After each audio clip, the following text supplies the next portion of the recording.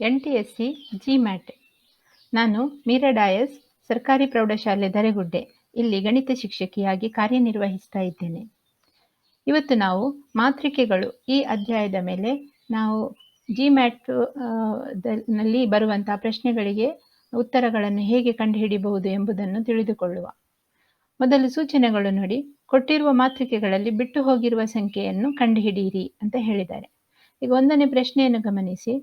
ಇಲ್ಲಿ ಬಿಟ್ಟು ಹೋಗಿರುವ ಸಂಖ್ಯೆಗೆ ಒಂದು ಕ್ವೆಶ್ಚನ್ ಮಾರ್ಕ್ ಹಾಕಿದ್ದಾರೆ.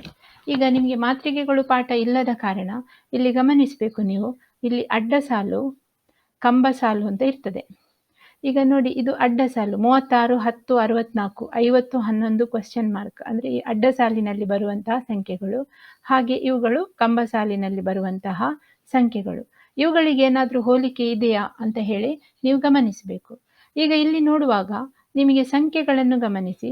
36 ಮತ್ತು ಅಡ್ಡ ಸಾಲಿನಲ್ಲಿ ಕೊನೆಯ ಸಂಖ್ಯೆ 64, 10 ಈ 3 ಸಂಖ್ಯೆಗಳನ್ನು ನೋಡುವಾಗ ನಿಮಗೆ ಏನು ಅನಿಸ್ತದೆ? 36 ವರ್ಗ ಸಂಖ್ಯೆ, 64 ಕೂಡ ಒಂದು ವರ್ಗ ಸಂಖ್ಯೆ. ಈಗ 36 ಮತ್ತು 64 ಇದನ್ನು ಕೂಡಿದಾಗ ಎಷ್ಟು ಬರ್ತದೆ? 36 ಮತ್ತು 64 ಕೂಡಿಸಿ. ಈಗ ನಮಗೆ 100 ಅಂತ ಬಂತು. ಹಾಗಾದರೆ ಇಲ್ಲಿ ಇದು ಕೂಡ ವರ್ಗ ಸಂಖ್ಯೆ. ಹಾಗೆ 44 ಮತ್ತು 100 ಕೂಡಿಸಿ. ಈಗ 144 ಇದು ಕೂಡ ವರ್ಗ ಸಂಖ್ಯೆ. ಹಾಗಾದರೆ 50 ಮತ್ತು ಯಾವ ಸಂಖ್ಯೆಯನ್ನು ಇಲ್ಲಿರುವ ಸಂಖ್ಯೆಯನ್ನು ಕೂಡಿದಾಗ ನಮಗೆ ಇಲ್ಲಿ ಒಂದು ವರ್ಗ ಸಂಖ್ಯೆ ಬರಬಹುದು ಅಂತ ಗಮನಿಸಬೇಕು. ಈಗ 50 ಪ್ಲಸ್ 80 ಕೂಡಿಸಿ ಎಷ್ಟಾಗ್ತದೆ? 50 ಮತ್ತು 81, 80 ಅಲ್ಲ 81 ಕೂಡಿದಾಗ 131 ಬರ್ತದೆ. ಹಾಗಾದರೆ ಇದು ವರ್ಗ ಸಂಖ್ಯೆಯ ಅಲ್ಲ. 50 ಪ್ಲಸ್ 91 ಕೂಡಿಸಿ, ಆಗ 141 ಬಂತು. ಹಾಗಾದರೆ ಇದು ಕೂಡ ವರ್ಗ ಸಂಖ್ಯೆ ಅಲ್ಲ. 50 ಕೂಡಿಸು 71 ಮಾಡಿ, ಈಗ 121 ಬರ್ತದೆ. 121 ಎಂತಹ ಸಂಖ್ಯೆ? ವರ್ಗ ಸಂಖ್ಯೆ. ಹಾಗಾದರೆ ಇಲ್ಲಿ ಬಿಟ್ಟು ಹೋಗಿರುವ ಸಂಖ್ಯೆ ಯಾವುದಾಗಿರಬೇಕು? 71. ಈ 121 ಯಾವುದರ ವರ್ಗ ಸಂಖ್ಯೆ? 11ರ ವರ್ಗ ಸಂಖ್ಯೆ. ನೋಡಿ, ಅಲ್ಲಿಯೂ ಸರಿಯಾಗಿದೆ. ಹೇಗೆ 100ರ ವರ್ಗಮೂಲ 10 ಇದೆ, ಹಾಗೆಯೇ 144 ನೋಡಿ, 44 ಮತ್ತು 100 ಕೂಡಿದಾಗ 144 ಬಂದಿತ್ತು. ಅದರ ವರ್ಗಮೂಲ 12 ಬಂತು. ಹಾಗೆ 121 ಅದರ ವರ್ಗಮೂಲ ಎಷ್ಟು? 11 ಬರ್ತದೆ. ಆದ್ದರಿಂದ ನಮಗೆ ಇಲ್ಲಿ ಸರಿಯಾದ ಆಪ್ಷನ್ ಸಿಕ್ಕಿತು. ಯಾವುದು? 71. ಈಗ 2ನೇ ಪ್ರಶ್ನೆಯನ್ನು ನಾವು ಗಮನಿಸುವ. 2ನೇ ಪ್ರಶ್ನೆಯಲ್ಲಿ 14, 8, 7 ಅಂತ ಅಡ್ಡ ಸಾಲು ಕೊಟ್ಟಿದ್ದಾರೆ. ಹಾಗೆ 7, 16, 7 2ನೇ ಅಡ್ಡ ಸಾಲು. 3ನೇ ಅಡ್ಡ ಸಾಲು ಕ್ವೆಶ್ಚನ್ ಮಾರ್ಕ್ 4, 7 ಅಂದರೆ ಇಲ್ಲಿ ಬಿಟ್ಟು ಹೋದ ಸಂಖ್ಯೆಯನ್ನು ನಾವು ಕಂಡುಹಿಡಿಯಬೇಕು. ಇಲ್ಲಿಯ ಸಂಖ್ಯೆಗಳನ್ನು ನೀವು ಗಮನಿಸಿದರೆ ನಿಮಗೆ ಯಾವುದೇ ವರ್ಗ ಸಂಖ್ಯೆ, ಘನ ಸಂಖ್ಯೆ ಇಲ್ಲಿ ಇಲ್ಲ. ಆದ್ದರಿಂದ ಇಲ್ಲಿ ಈಗ ಬೇರೆ ನಿಯಮ ಯಾವುದಾದರೂ ಅಳವಡಿಸಿಕೊಂಡಿರಬಹುದು ಅಂತ ನೀವು ತಿಳಿದುಕೊಳ್ಬೇಕು. ಈಗ ಮೊದಲನೆಯದಾಗಿ ನೋಡಿಕೊಳ್ಳಿ. 14, 8, 7 ಇದೆ. ಈಗ ವರ್ಗ ಸಂಖ್ಯೆ ಆಗದೇ ಇದ್ರೆ ಇವುಗಳನ್ನು ಕೂಡಿಸಿದ್ರೆ ಉತ್ತರ ಮೊತ್ತ ಸರಿ ಬರ್ತದಾ, ಗುಣಿಸಿದ್ರೆ ಬರ್ಬಹುದಾ, ಹಾಗೆಲ್ಲ ನೀವು ಗಮನಿಸಿಕೊಳ್ಬೇಕು. ಈಗ ಮೊದಲನೆಯದಾಗಿ ನಾವು ಕೂಡಿಸಿ ನೋಡ್ಬೋದು. 14 ಮತ್ತು 8 ಕೂಡಿದಾಗ ಎಷ್ಟು ಉತ್ತರ ಬರ್ತದೆ ಅಂತ ನೋಡಿ. 14 ಕೂಡಿಸು 8 ಎಷ್ಟಾಗ್ತದೆ? 22 ಆಗ್ತದೆ. 22ಕ್ಕೆ 7 ಕೂಡಿಸಿ 29 ಆಗ್ತದೆ. ಈಗ 7 ಪ್ಲಸ್ 16 ಕೂಡಿಸಿ ಎಷ್ಟಾಯಿತು? 33.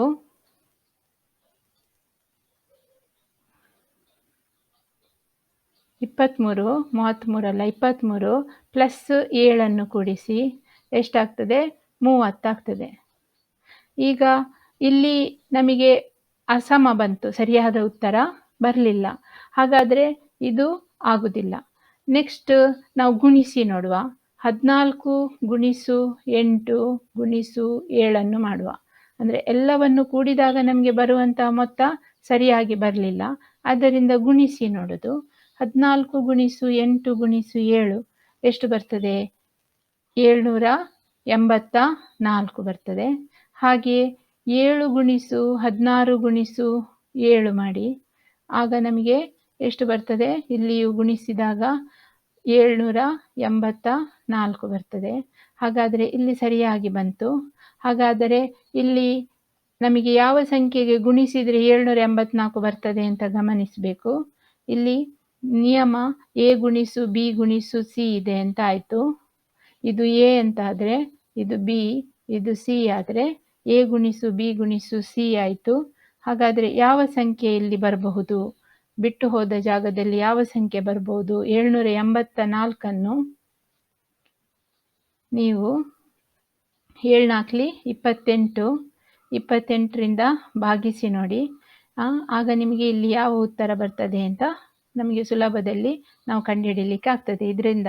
ಅಥವಾ 28ಕ್ಕೆ ಇಲ್ಲಿ ಬಂದಿರುವಂತಹ 28 ಸಂಖ್ಯೆಗೆ 7×4 28 ಇದೆ. 28ಕ್ಕೆ ಇಲ್ಲಿರುವಂತಹ 4 ಸಂಖ್ಯೆಗಳಲ್ಲಿ ಯಾವ ಸಂಖ್ಯೆಯಿಂದ ಗುಣಿಸಿದರೆ 784 ಬರ್ತದೆ ಅಂತ ಗಮನಿಸ್ಬೋದು. ಈಗ 28 ಗುಣಿಸಿ 28 ಮಾಡಿದರೆ ನಮಗೆ ಬರ್ತದೆ 784. ಹಾಗಾದರೆ ಇಲ್ಲಿ ಸರಿಯಾದ ಆಪ್ಷನ್ 28 ಆಗಿರ್ತದೆ.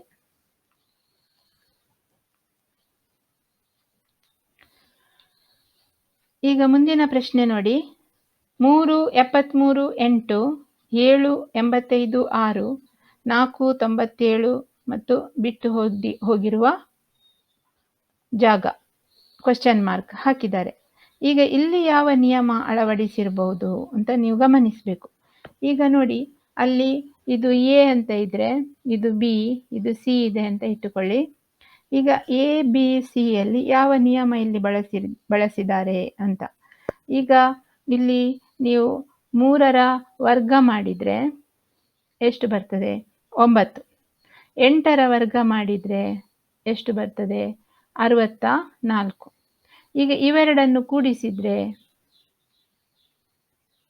ಎಷ್ಟು ಬರ್ತದೆ? 73. ಅಂದರೆ ಮಧ್ಯದ ಸಂಖ್ಯೆ ಬಂತು. ಹಾಗಾದರೆ ಇಲ್ಲಿ ನಿಯಮ ಹೇಗಿದೆ? ಎಯ ವರ್ಗ ಪ್ಲಸ್ ಸಿಯ ವರ್ಗ, ಎ ಮತ್ತು ಸಿಯ ವರ್ಗವನ್ನು ಕೂಡಿದಾಗ ನಮಗೆ ಯಾವುದು ಬರ್ತದೆ? ಬಿ ಅಂತ ಬರ್ತದೆ. ಅದೇ ಕ್ರಮದಲ್ಲಿ ನಾವು ಕೊನೆಯ ಸಂಖ್ಯೆಗೆ ಬರುವ. ಈಗ 4ರ ವರ್ಗ ಎಷ್ಟಾಯಿತು? 16 ಆಯಿತು. ಈಗ ನಮಗೆ ಮೊತ್ತ ಎಷ್ಟು ಬರಬೇಕು? ಕೊನೆಯ ಮೊತ್ತ 97 ಬರಬೇಕು. ಹಾಗಾದರೆ ಇಲ್ಲಿರುವ ಯಾವ ಸಂಖ್ಯೆಯನ್ನು ಕೂಡಿದಾಗ ನಮಗೆ 97 ಬರ್ತದೆ ಅಂತ ನೋಡುವ.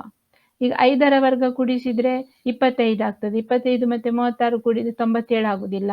7ರ ವರ್ಗ 49, 49 ಮತ್ತು 16 ಕೂಡಿಸಿದರೆ 97 ಆಗುವುದಿಲ್ಲ. 9ರ ವರ್ಗ ಮಾಡಿದರೆ ಎಷ್ಟಾಗ್ತದೆ? 81 ಆಗ್ತದೆ. 81 ಮತ್ತು 16 ಕೂಡಿಸಿ ನೋಡಿ. 6 + 1 7, 8 + 1 9, 97 ಆಯಿತು. ಹಾಗಾದರೆ ನಮ್ಮ ಆಪ್ಷನ್ ಯಾವುದಾಗ್ತದೆ? 9. ಈಗ ಮುಂದಿನ ಪ್ರಶ್ನೆಯಲ್ಲಿ ನೋಡಿ. ಇಲ್ಲಿ 126 ವರ್ಗ ಸಂಖ್ಯೆ ಅಲ್ಲ, 8 ಒಂದು ಘನ ಸಂಖ್ಯೆ ಇದೆ, 62 ಹಾಗೆಯೇ 244 ಇವುಗಳಲ್ಲಿ ಯಾವುದು ವರ್ಗ ಸಂಖ್ಯೆ ಘನ ಸಂಖ್ಯೆ ಏನು ಕಾಣುವುದಿಲ್ಲ. ಹಾಗಾದರೆ ಅದು ಅಲ್ಲ. ಹಾಗಾದರೆ ಇಲ್ಲಿ ಯಾವುದು ನಿಯಮ? ಕೂಡಿಸಿದಾಗ ಕಳೆಯುವುದಾ ಗುಣಿಸುವುದಾ ನೋಡಬೇಕು. ಈಗ ಇಲ್ಲಿ ಮಧ್ಯದ ಸಂಖ್ಯೆಗಳು ನೋಡಿ ಬಹಳ ಕನಿಷ್ಠ ಇವೆ. ಆಗ ನೀವು ಏನು ಮಾಡಬೇಕು? ಇಲ್ಲಿ ಮೊದಲನೇ ಸಂಖ್ಯೆ ಮತ್ತು ಕೊನೆಯ ಸಂಖ್ಯೆಯನ್ನು ನೋಡಿ ಮಧ್ಯದ ಸಂಖ್ಯೆ ನೋಡಿದರೆ ಇದು ಬಹಳ ತೀರಾ ಸಣ್ಣ ಸಂಖ್ಯೆಗಳಿವೆ. ಅದಕ್ಕೆ ನೀವು ಕಳೆದು ನೋಡಬೇಕು. ನೋಡಿ, 126 ಕಳೆ 62 ಮಾಡಿ ಎಷ್ಟಾಗ್ತದೆ? 6ರಿಂದ 2 ಕಳೆದರೆ 4, 12ರಿಂದ 6 ಕಳೆದರೆ 6, 64 ಬಂತು. 64 ಯಾವುದರ ವರ್ಗ? 8ರ ವರ್ಗ. ಹಾಗಾದರೆ ಇಲ್ಲಿ ಯಾವುದಿದೆ ಸಂಖ್ಯೆ? 8 ಇದೆ. ಹಾಗಾದರೆ ಈ ನಿಯಮ ಅನ್ವಯ ಆಗ್ತದೆ ಅಂತ ಆಯಿತು. ಈಗ ಇನ್ನೊಂದು ಮಾಡುವ. 244ರಿಂದ 123 ಕಳೆಯುವ. ಎಷ್ಟು ಬರ್ತದೆ? 1 2 1 121 ಬಂತು. 121 ಯಾವುದರ ವರ್ಗ? 11ರ ವರ್ಗ. ಹಾಗಾದರೆ 11 ಇದೆ. ಈಗ 337ರಿಂದ 81 ಕಳೆಯುವ. 7ರಿಂದ 1 ಕಳೆದರೆ ಎಷ್ಟು ಬರ್ತದೆ? 6 ಬರ್ತದೆ. ಆಮೇಲೆ ಇಲ್ಲಿ 33ರಿಂದ ಅಂದರೆ 13ರಿಂದ 8 ಕಳೆಯಿರಿ. ಎಷ್ಟು ಬರ್ತದೆ? 13ರಿಂದ 8 ಕಳೆದರೆ 5 ಬರ್ತದೆ. ಈಗ ಇಲ್ಲಿ ಎಷ್ಟು ಉಳಿಯಿತು? 2 ಉಳಿಯಿತು. ಹಾಗಾದರೆ 256. 256 ಯಾವುದರ ವರ್ಗ? 16ರ ವರ್ಗ. ಹಾಗಾದರೆ ನಮಗೆ ಯಾವ ಸಂಖ್ಯೆ ಬಂತು? 16 ಬಂತು. ನೋಡಿ ಇಲ್ಲಿ ಯಾವುದು ಆಪ್ಷನ್ ಇದೆ? 16 ಇದೆಯಾ ಅಂತ ನೋಡಿ. 16 ಇದೆ. ಹಾಗಾದರೆ ಸರಿಯಾದ ಆಪ್ಷನ್ 16. 4. ಈ ಥರ ನಾವು ಯಾವುದೇ ಸಂಖ್ಯೆಗಳನ್ನು ಬಿಟ್ಟು ಹೋಗಿರುವ ಸಂಖ್ಯೆಗಳನ್ನು ನಾವು ಕಂಡುಹಿಡಿಯಬಹುದು. ಎಲ್ಲರಿಗೂ ಶುಭವಾಗಲಿ. ಧನ್ಯವಾದಗಳು.